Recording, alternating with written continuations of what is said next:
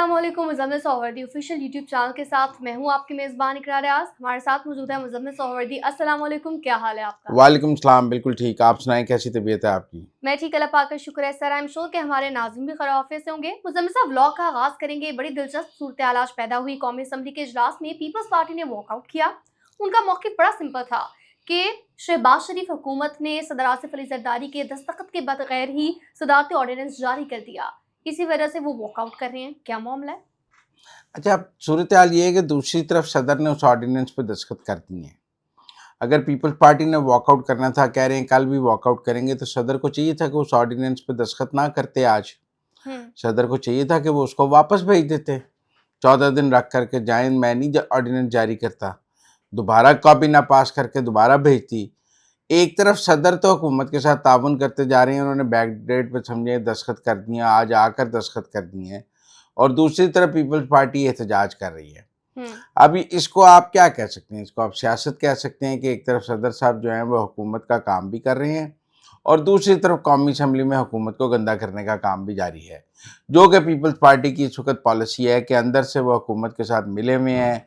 26वीं 27वीं हर तरमीम में हुकूमत के साथ हैं, हुकूमत के हर काम में हुकूमत के साथ हैं, इस्टेब्लिशमेंट के हर काम में साथ हैं, लेकिन दूसरी तरफ वो रौला भी पाई रखते हैं कि हाँ सीधे बड़े जमहूरियाँ साडा नाल बड़ी जाती हो रही है, हम तो अपोजिशन में हैं, हम हुकूमत में नहीं हैं। लेकिन ना ये क्लासिक एग्जाम्पल है।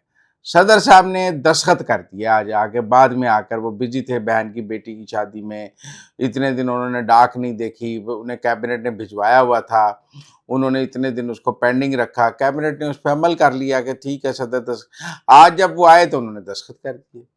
भाई जब उन्होंने दस्तखत कर दिए तो पीपल्स पार्टी को एहतजाज नहीं करना चाहिए, और अगर पीपल्स पार्टी ने एहतजाज करना है तो उन्हें दस्तखत नहीं करने सर, चाहिए। यानी स्क्रिप्टेड है? दोनों का स्क्रिप्टेड है। मतलब पीपल्स पार्टी की कॉन्टिन्यूस पॉलिसी है कि वो हुकूमत के तमाम काम भी करती है और फिर बाहर आकर एक सच्ची सवित्री होने वावेला का एक मचाते हैं। रोना भी रोती है।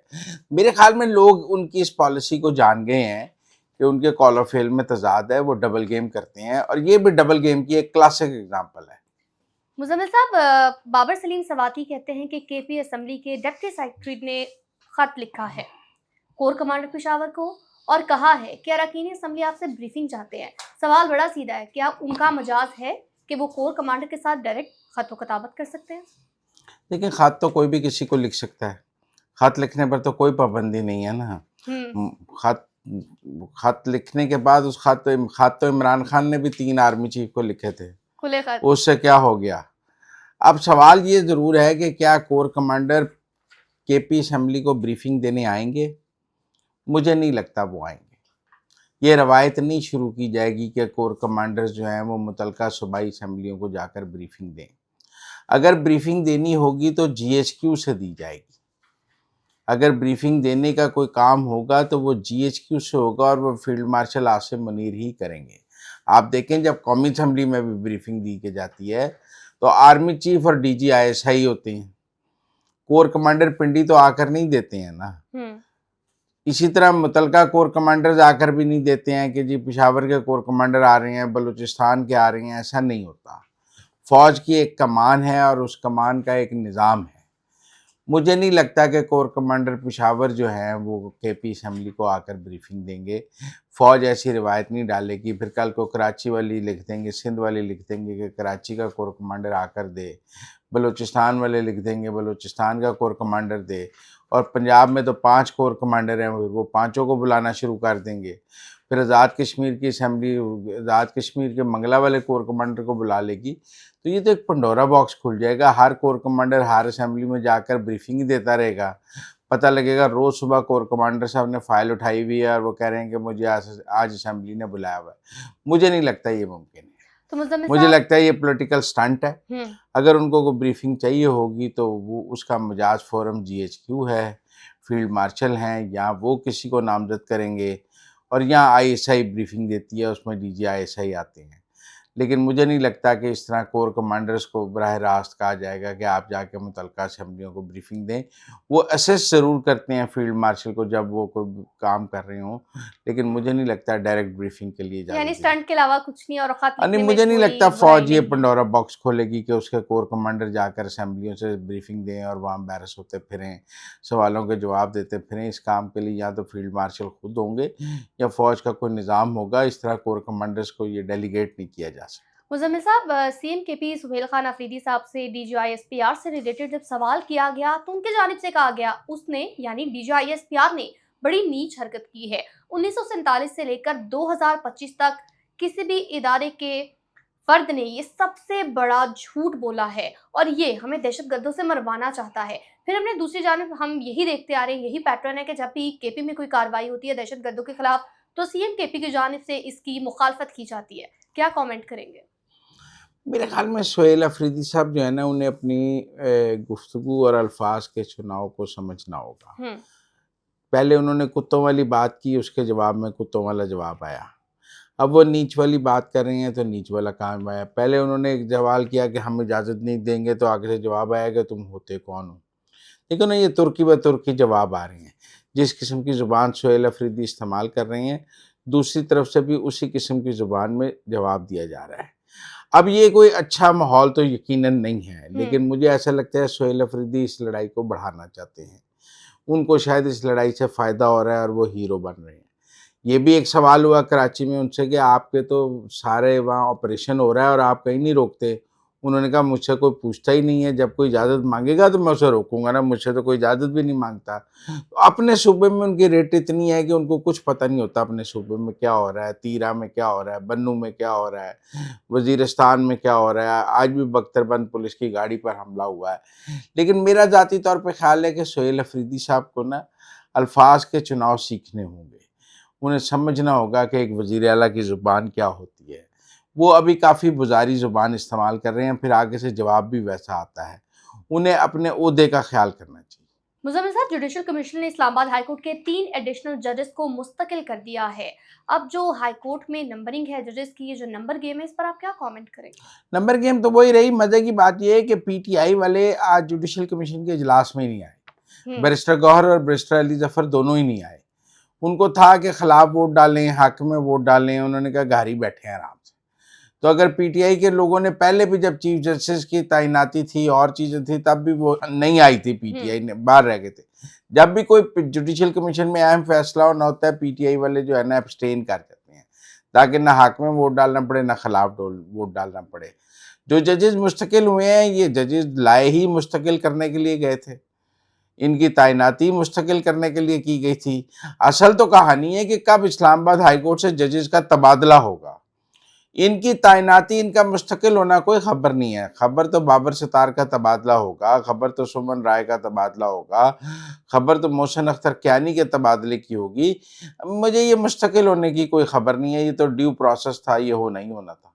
तो मुज़म्मिल साहब, खबर ये सामने आ रही है, ज़राए का ये कहना है कि राना सनाउल्लाह की जानिब से महमूद अचकज़ई को वज़ीर-ए-आज़म से मुलाकात कराने की पेशकश की गई। बड़ा दिलचस्प जवाब उनकी जानिब से सामने आया कि अगर मैंने मुलाकात कर ली तो पीटीआई और बानी पीटीआई मेरे पीछे पड़ जाएंगे और मैं ओहदों से हाथ धो बैठूंगा। इसीलिए उन्होंने मुलाकात से बैक ऑफ कर लिया है, जो मुलाकात करना चाह रहे थे। आप क्या कहेंगे? एक तरफ मुज़ाकरात की बात करते हैं, एक तरफ फिर पीछे हट जाते हैं। अगर महमूद खान अचकज़ई वज़ीर आज़म शहबाज शरीफ को वन ऑन वन मिलते हुँ, तो यकीनन उनकी पोजीशन एम्बैरस हुँ, कर जी एक ओहदे के लिए, एक नोटिफिकेशन के लिए वो वज़ीर आज़म के पास चले गए। मैं समझता हूँ कि महमूद खान अचकज़ई अगर बग़ैर कायदे पे इख्तिलाफ बने शहबाज शरीफ को मिलते तो यही कहा जाता कि वो अपने नोटिफिकेशन के लिए कायदे पे इख्तिलाफ बनने के लिए शहबाज शरीफ को मिले हैं। ये ठीक बात है। राना सनाउल्लाह साहब को भी इस बात की समझ थी, तभी उन्होंने ऑफ़र की। हाँ, नोटिफिकेशन हो जाने के बाद मुलाकात हो तो उसका और मतलब है। हुँ, लेकिन नोटिफिकेशन होने से कबल मुलाकात का मतलब ये है कि वो अपने नोटिफिकेशन के लिए रिक्वेस्ट करने के लिए गए हैं। और फिर शहबाज शरीफ अगर नोटिफिकेशन करा देते तो वो कहते जी महमूद खान अचकज़ई मिले थे तो हमने नोटिफिकेशन करा हुँ, दिया। सुख की थी। मेरे ख्याल में महमूद खान अचकज़ई ने ठीक किया है। जब तक उनका नोटिफिकेशन ना हो उन्हें नहीं कोई मुलाकात करनी चाहिए थी। लेकिन मुझे ऐसा लगता है कि नोटिफिकेशन होने के बाद भी वो मिलने की पोजीशन में नहीं होंगे। अब देखें ना, पहले उन्होंने मुज़ाकरात की बात की तो तहरीक इंसाफ ने एलामिया जारी कर दिया कि हमें कोई मुज़ाकरात नहीं करने हैं, और अब भी तहरीक इंसाफ की स्टेटेड पोजीशन तो मुज़ाकरात ना करने की है। मुझे नहीं लगता कायदे में इख्तलाफ बनने के बाद भी महमूद खान अचकज़ई कोई मुज़ाकरात करने की पोजीशन में होंगे या वो कोई दर्जा हरारत नीचे लाने की पोजीशन में होंगे, क्योंकि खेल का जो ड्राइविंग सीट है वो तहरीक इंसाफ के पास है कि ड्राइविंग सीट इस वक्त अलीमा खान के पास है, सुहेल अफरीदी के पास है। वो ड्राइविंग सीट पे जो फैसला करेंगे, महमूद खान अचकज़ई तो गाड़ी के पिछले डिब्बे के सवार हैं, आगे ड्राइविंग सीट पे तो पीटीआई बैठी है। लिहाजा हमें ये एक्सपेक्ट करना है कि महमूद खान अचकज़ई कोई मुज़ाकरात कर सकते हैं, उनके पास कोई फैसले की ताकत है नहीं है, वो बिल्कुल कोई ताकत नहीं रखते। वो जो कहते हैं ना मैं इमरान खान की गारंटी देता हूँ, सबको लगता है मजाक कर रहे हैं, लतीफ़ा सुना रहे हैं। वो कैसे इमरान खान की गारंटी दे सकते हैं? इसलिए मुझे लगता है कि ये Mahmood Khan Achakzai is a non starter. उनका चाहे नोटिफिकेशन हो जाए चाहे ना हो, उनका पाकिस्तान के मुज़ाकरात में कोई किरदार नहीं हो सकता। तो मुज़म्मिल साहब, पीटीआई की पंजाब की चीफ ऑर्गेनाइजर आलिया हमजा की जानिब से कारकुनान को कहा गया है, लीडरान को कहा गया है कि मंगल के रोज़ अडयाला जेल पहुंचे, तो क्या मतलूबा तादाद पूरी कर पाएंगे? 10,000 बंदा वहां पर आएगा या नहीं? देखिए, उन्होंने तमाम टिकट होल्डर्स और स्टेक होल्डर्स को कहा है कि कम से कम 30 लोग साथ लाएं, तंजीमी ओहदेदार 10 बंदे साथ लाएं। फिगर है 10,000 का। पिछली दफा महमूद खान अचकज़ई ने कहा था 10,000 बंदे इकट्ठे करें। अगर कल अडयाले के बाद पीटीआई 10,000 बंदा इकट्ठा नहीं कर पाई तो फिर पीटीआई की सियासत दफन हो जाएगी। फिर वो अडयाले के बाद ये शो लगाना बंद कर दें, फिर उनके बस की बात नहीं है। कल का दिन तहरीक इंसाफ की सियासत का एक अहम दिन होगा कि उन्होंने 10,000 बंदा अडयाले के बाहर जमा करना है। अगर तो वो 10,000 बंदा अडयाले के बाहर जमा कर लेते हैं और वहाँ कोई शो लगा लेते हैं, कोई पथराव हो जाता है, कोई हालात ख़राब हो जाते हैं, कोई जेल की तरफ लोग चल पड़ते हैं, फिर तो तहरीक इंसाफ की कुछ सियासत है, मुज़ाहमती सियासत की बात कर रहा हूँ। और अगर कल वहाँ फिर 200-400-500 बंदा ही हुआ, उनमें से 100 गिरफ्तार हो गया, बाकी कुछ भी ना हुआ, और अलीमा खान 150 बंदे के साथ वहाँ बैठी रही, रात को 50 बंदे उठा के वो जाके चक्री छोड़ देते हैं, वहाँ पे आप दुम्बा कढ़ाई खाते हैं और फिर आप घर चले जाते हैं, तो फिर तो सियासत का कोई रंग नहीं है। ये बात देखने की है कि कल 10,000 बंदा इकट्ठा होता है या नहीं। मैंने आज तहरीक इंसाफ के बहुत से ट्विटर अकाउंट्स देखे हैं, उनमें 10,000 बंदे की कॉल मौजूद थी। आलिया हमजा से लेके बहुत सारे पोस्टर्स अडयाला चलो के मौजूद हैं, तो फेसबुक पे भी मौजूद हैं, टिकटॉक पे भी मौजूद हैं, कोई कि नहीं हर जाएगा? जगह। ये अब कल तहरीक इंसाफ के कारकुन का इम्तिहान है कि वो जाते हैं। आपका एनालिसिस क्या है? मुझे नहीं लगता है, मैं आपको बड़ी सिंपल बात बताऊं, मुझे नहीं लगता कि हर टिकट होल्डर अपने साथ 30 बंदे लेके वहाँ पहुँच जाएगा। मुझे नहीं लगता हर तंजीमी ओहदेदार 10 बंदे लेकर पहुँचेगा। मुझे मुमकिन नहीं नज़र आता कि इस वक्त तहरीक इंसाफ की तंजीम में इतने 30 बंदे ले जाने के लिए 5-6 गाड़ियाँ भी तो चाहिए। 30 बंदे आपने किस में लेके जाने हैं? यहाँ एक वैगन कराएं या एक बस कराएं, या 6 गाड़ियाँ चाहिए। हर टिकट होल्डर के लिए 6 गाड़ियाँ करके निकलना ज़िले में से मुमकिन नहीं है, ऊपर छुप के भी नहीं निकल सकता। ये अमली तौर पर मुमकिन प्लान नहीं है जो वो कह रहे हैं। इसके लिए तो यहाँ आपको रैली निकालें, ये 2-2 4-4 गाड़ियाँ अपने अपने ज़िलों में पकड़ी जाएंगी, ये अडयाले पहुँच ही नहीं सकते। ये जो है लोग कहेंगे हम निकले थे, हमें वहीं रोक लिया और जाने नहीं दिया। कल आपको फुटेजेस नजर आ जाएंगी, मैं पिंडी से निकला था, मुझे रोक लिया। फरमाइशी गिरफ्तारियां, फरमाइशी रुकावटें, फरमाइशी ब्लॉकेट्स। मुझे नहीं लगता ये कोई अमली प्लान है इसके, ऐसा मुमकिन, यानी पुराना पैटर्न ही इनकी जानिब से हाँ, फॉलो किया जाएगा। मुझे नहीं लगता। मुज़म्मिल साहब, आखिर में आपसे जानना चाहूंगी, आपकी जानिब से कहा गया था कि फौज को किसी किस्म के कोई भी वंडर बॉय की तलाश नहीं है, लेकिन अब हम देख रहे हैं कि 2 नाम सामने आए, एक वंडर बॉय का, एक वंडर गर्ल का। चौधरी निसार अली खान, फातिमा भुट्टो, क्या कमेंट करेंगे आप? चौधरी निसार अली खान को तो एस्टेब्लिशमेंट ने हर दफ़ा इलेक्शन हराया है।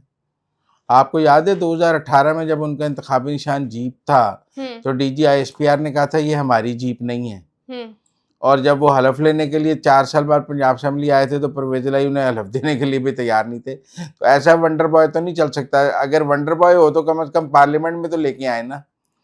जो पार्लियामेंट में ही नहीं है वो केड़ा वंडर बॉय तो वंडर गर्ल है। और चौधरी निसार अली खान साहब ने कौन सा पाकिस्तान की सियासत में वो इतना शानदार काम किया है कि हम कहें कि जी वो आकर पाकिस्तान के मसाइल हल कर देंगे। उनको कौन सा इकोनॉमी का बड़ा शानदार तजर्बा है, उनको कौन सा पाकिस्तान में पेट्रोलियम का बड़ा शानदार तजर्बा है, वो कौन से बिजली के माहिर हैं कि बिजली सस्ती कर लेंगे, वो कौन से इतने पॉलिटिकल डेप्थ रखते हैं कि पाकिस्तान में पॉलिटिकल रिकंसिलिएशन कर लेंगे। क्या कर सकते हैं वो फौज के लिए, मुझे बताएं। चौधरी निसार अली खान फौज के लिए क्या कर सकता है? चौधरी निसार अली खान फौज के लिए एक लाइबिलिटी होगा, ही इज नोबडी। वो एक और अनवारुल्लाह काकड़ होगा, जिस तरह एक अनवारुल्लाह काकड़ था नो मैन, इसी तरह चौधरी निसार भी नो मैन होगा।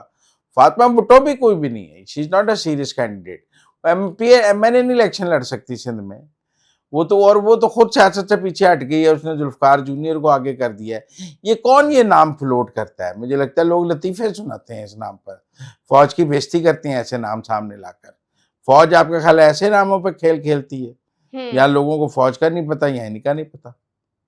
तो नाज़रीन, अब तक के लिए इतना ही। हमें दीजिए इजाजत। लाइक शेयर सब्सक्राइब जरूर कीजिएगा, अपने कीमती फीडबैक से भी आगाह कीजिएगा।